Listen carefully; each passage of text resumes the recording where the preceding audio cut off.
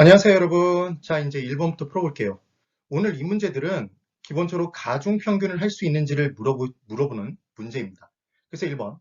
상가 오피스텔 아파트에 대한 경제 상황별 기대 수익률이 다음과 같이 추정된대요. 그러면 당연히 지금 현재 상황에서는 실현된 게 아니니까 추정하는 거죠. 되셨어요? 그러면 이 부분의 경제 상황별 수익률이 경제 상황이 호황일 때와 불황일 때 또는 중간에 보통일 때도 주어질 수 있는데 보통 문제는 계산을 좀 더 쉽게 만들기 위해서 호황일 때와 불황일 때 이렇게 둘로만 준다고요. 그럼 당연히 기대되는 수익이 언제가 더 높을까요? 호황일 때는 높고 불황일 때는 작겠죠.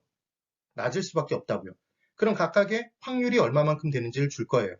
그래서 문제에서 확률을 주면 그 확률을 곱해서 확률을 곱하는 게 가중치를 곱하는 거죠.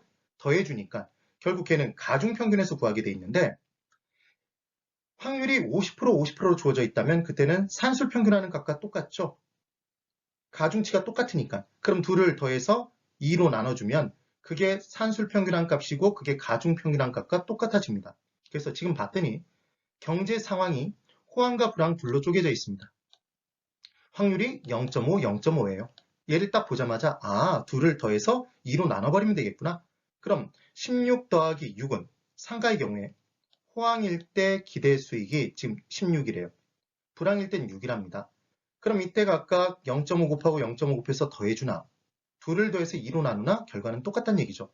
그래서 16 더하기 6은 22 나누기 2를 하면 11. 그럼 오피스텔은 12 더하기 4는 16 나누기 2는 8이 나옵니다. 8 더하기 2는 10 나누기 2는 5. 그래서 11, 8, 5가 각각 상가 오피스텔 아파트의 기대 수익이에요. 평균 기대 수익인 거죠. 무슨 평균 했죠? 가중평균. 우리가 공부하는 시험에서 문제 나올 때 산술 평균 값은 없다고 생각하시는 게 맞다고 그랬어요. 가중평균에서 구한다. 그럼 이제 이 평균의 기대치 수치 11로부터 8로부터 5로부터 얼마만큼씩 벗어나서 존재하는지를 따져보는 거예요.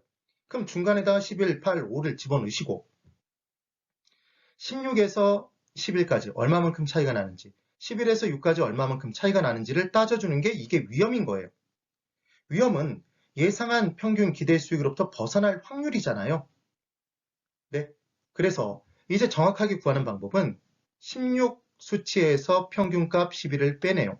그럼 차이가 플러스 5죠. 거기에 제곱을 합니다. 그럼 25예요. 곱하기 그렇게 될 확률 0.5를 곱해주면 12.5가 나오겠죠. 그럼 이번에는 6에서는 11이 마이너스 5만큼 벗어나 있는 거죠. 6은. 평균값 11로부터 마이너스 5만큼. 거기에 제곱을 해주면 25. 곱하기 0.5를 하면 12.5. 둘을 더하면 25가 나옵니다. 그래서 이 25가 바로 뭐가 되냐면 얘가 바로 분산값이 돼요. 그런데 궁금하지 않으세요? 왜 분산값을 구할 때 각각의 수치로부터 평균값을 빼서 그 수치를 구할 때 왜 제곱하는지 궁금하시죠? 제곱하는 이유는 이겁니다. 평균의 개념은 남는 것과 부족한 것이 있을 때 남는 것에서 부족한 걸 채워서 평균치를 맞추는 거잖아요. 그럼 반대로 생각해보면 각각의 수치에서 평균값을 뺐을 때 어떤 건 플러스로 남고 어떤 건 마이너스로 부족할 거예요. 그럼 둘을 더해버리면 당연히 부족한 것과 남는 것이 없는 게 평균이잖아요. 그러니까 이 수치는 무조건 0이 나올 수밖에 없다고요. 그러면 이 계산을 하는 목적이 다 사라져버려요. 목적을 달성할 수 없습니다. 그래서 우리는 벗어나서 존재하는 값, 그 수치가 큰지 작은지를 따지기 위해 제곱을 할 수밖에 없는 거예요. 그래서 제곱이 되는 거죠. 이해되셨죠?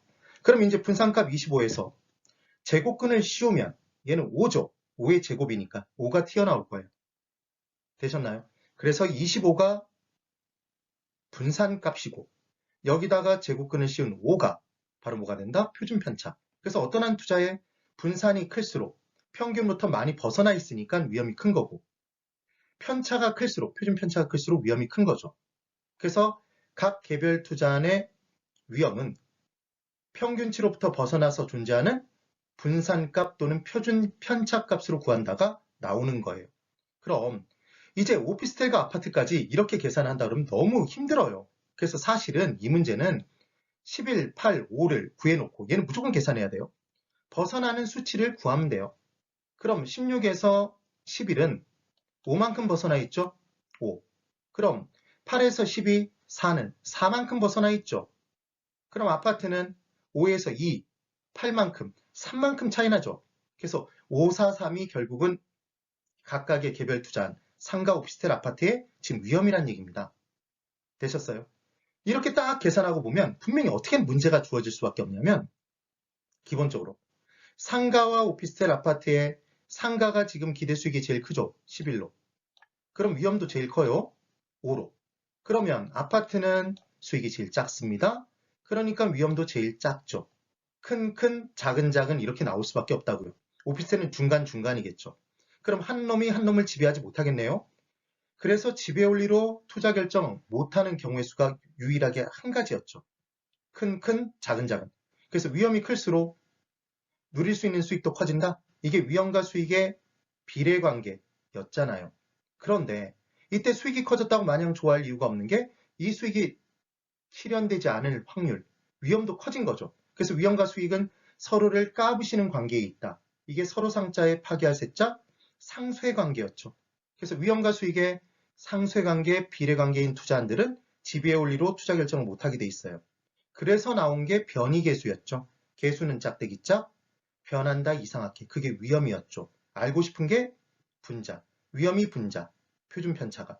그 다음 분모에는 수익. 그래서 결국 변이계수는 변한다 이상하게 위험과 관련된 수치니까 위험의 크기는 작을수록 좋다. 그래서 가장 작은 걸 선택했던 거예요. 근데 이번에는 가진 돈을 한 곳에 집중 투자하지 않고 분산해서 투자할 수도 있다고 그랬죠. 그래서 평균과 분산의 원리가 제 역할을 제대로 못할 때 나온 게 포트폴리오 이론이었다까지 기억이 나시면 되는 거예요. 그럼 1번. 각 상품의 기대 수익률은 경제 상황별 확률에 확률을 곱해준다는 게 가중치를 곱해주는 거니까 가중평균한다는 얘기죠. 해당 상품의 경제 상황별 추정 수익률을 곱하여 계산한다. 그러니까 1번 보기는 각 상품의 기대 수익률은 가중평균치로 구한다. 지금 그 얘기입니다. 2번. 기대 수익률은 상가가 제일 높고 오피스텔 아파트죠.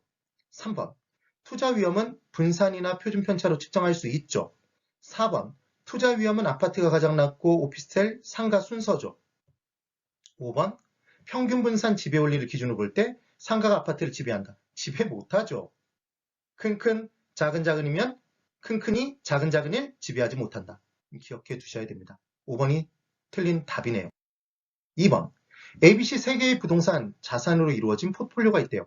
그럼 가진 돈을 한 곳에 100%를 다 집중 투자하는 게 아니라 나눠서 투자하겠구나.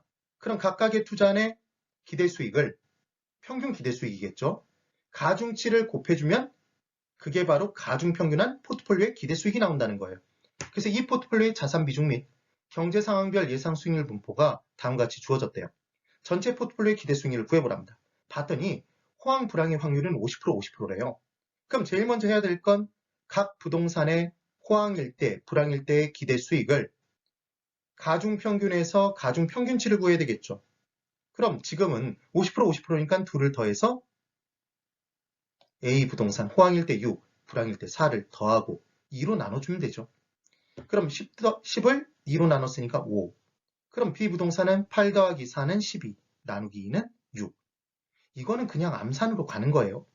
10 더하기 2는 12, 나누기 2는 6. 그래서 5, 6을 A, B, C 각각의 포트폴리오 비중 부분에 앞에다가 집어넣어 주시고 그래야 안 헷갈려요. 그래 놓고 A 부동산 평균 기대 수익 5에 20%의 가중치를 실어주니까 0.1을 곱하면 되잖아요. 0.2 곱하면 1, 0.3 곱하면 1.8, C 부동산 6에 0.5 곱해주면 3, 다 더해주면 5.8. 이게 바로 이 포트폴리오의 평균 기대 수익이겠죠. 되셨나요? 5번이 답이 됩니다. 그럼 이제 3번. 자산 비중 및 경제 상황별 예상 수익률이 다음과 같이 주어졌어요. 전체 구성 자산의 기대 수익률을 물어봤습니다. 근데 이 문제는 좀 달라요. 확률이 호황일 확률 40%, 불황일 확률 60%니까 둘을 더해서 그냥 2로 나누면 결과가 달라진다고요.